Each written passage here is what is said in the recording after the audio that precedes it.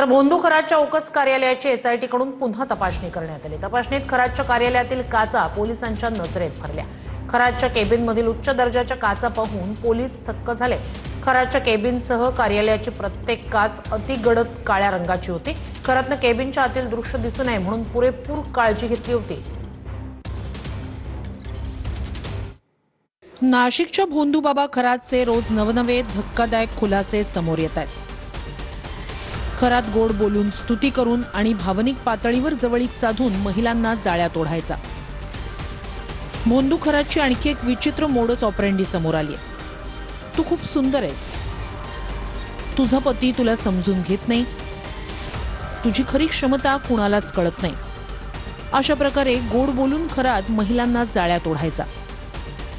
खरात समोरच्या व्यक्तीच्या भावना आणि देहबोलीचा अभ्यास करून त्याच पद्धतीने संवाद साधत विश्वास संपादन करत होता।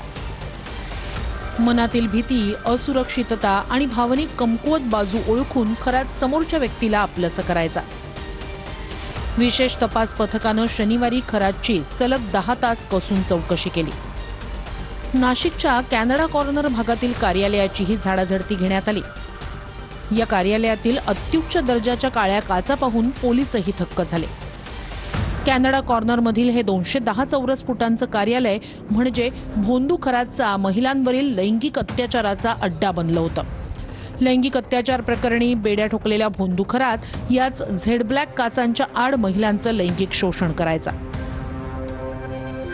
शनिवारी फॉरेन्सिक टीम आणि पोलिसांनी केलेल्या तपासणीत ही धक्कादायक बाब उघड झाली।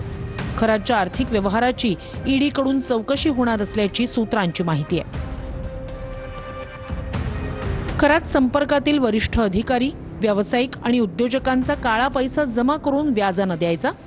खरात हवालामार्फत देशविदेशात कोट्यवधींची हेराफेरी करायचा। खरातच्या आर्थिक गैरव्यवहाराच्या रॅकेटची व्याप्ती मोठी असण्याची शक्यता आहे। खरातच्या आर्थिक व्यवहारांचा अहवाल ईडीकडे जाण्याची शक्यता आहे।